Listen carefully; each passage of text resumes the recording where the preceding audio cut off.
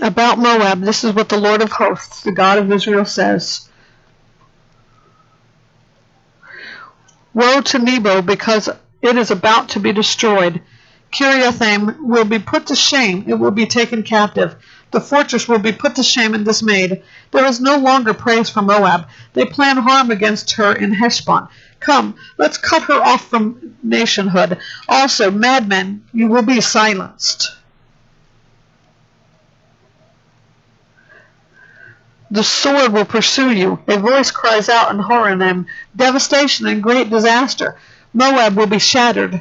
Her little ones will cry out, for on the ascent to Luhuth they will be weeping continually, and on the descent to Horonaim will be heard cries of distress over the destruction. Flee, save your lives, be like a juniper bush in the wilderness, because you trust in your works and treasuries, you will be captured also. Chemosh will go into exile with his priests and officials. The destroyer will move against every town, not one town will escape. The valley will perish and the plain will be annihilated, as the Lord had said. Like Moab, a salt marsh, for she will run away. Her towns will become a desolation without inhabitant. The one who does the Lord's business deceitfully is cursed, and the one who withholds his sword from bloodshed is cursed. Moab has been left quiet since his youth, settled like wine on its dregs. He hasn't been poured from one container to another or gone into exile, so his taste has remained the same and his aroma hasn't changed. Therefore, look, the days are coming, and this is the Lord's declaration, when I will send those to him who will pour him out. They will empty his containers and smash his jars.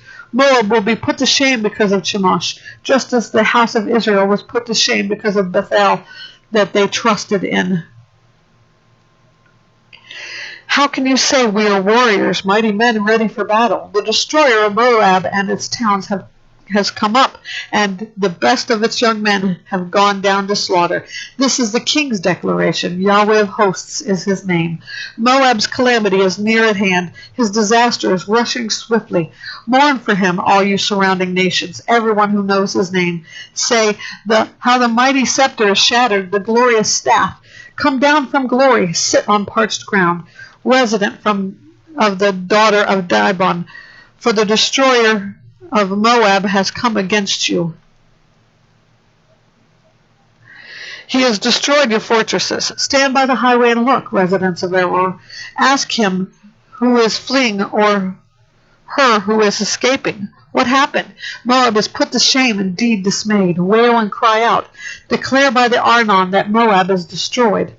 Judgment has come to the land of the plateau, to Holon, Jaza, Mephath, Dibon, Nebo, Beth Diblimeth, Kiriathaim, Beth Gamol, Beth Meon, Kirioth, Basra, and all the towns of the land of Moab, those far and near.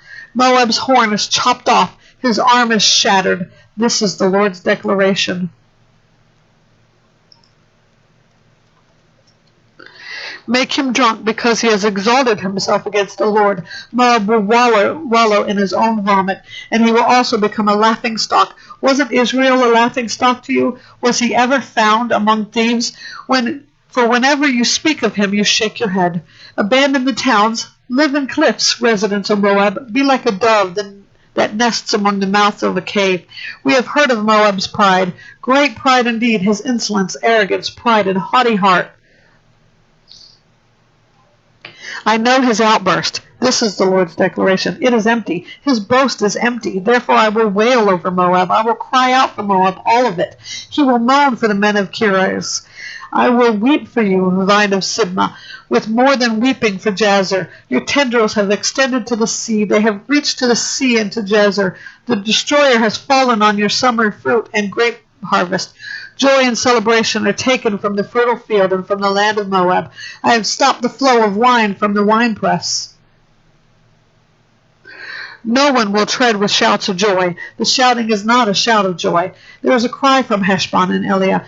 They raise their voices as far as Jahaz, from Zoar to Horonaim and Eglath Sheleshia, because even the waters of Nimrim have become desolate. In Moab I will stop. This is the Lord's declaration. The one who offers sacrifices on the high place and burns incense to his gods. Therefore my heart moans like flutes for Moab, and my heart moans like flutes for the people of Kirez. And therefore the wealth he has gained has perished. Indeed, every head is bald and every beard clipped. On every hand is a gash and sackcloth around the waist. On all the rooftops of Moab and her public squares everyone is mourning, because I have shattered Moab like a jar no one wants. This is the Lord's declaration. How broken it is, they wail. How Moab has turned his back. He is ashamed. Moab will become a laughingstock and a shock to all those around him. For this is what the Lord says. He will swoop down like an eagle and spread his wings against Moab. The towns have been captured and the strongholds seized. In that day the heart of Moab's warriors will be like the heart of a woman with contractions. Moab will be destroyed as a people because he has exalted himself against the Lord. Panic, pit, and trap await you, residents of Moab. This is the Lord's declaration. He who flees from the panic will fall in the pit, and he who climbs from the pit will be captured in the trap. For I will bring against Moab the year of their punishment. This is the Lord's declaration. Those who flee will stand exhausted in Heshbon's shadow, because fire has come out from Heshbon and a flame from within Sihon. It will devour Moab's forehead and the skull of the noisemakers. Woe to you, Moab! The people of Chemosh have perished, because your sons have been taken captive and your daughters have gone into captivity. Yet I will restore the fortunes of Moab in the last days. This is the Lord's declaration. The judgment on Moab ends here.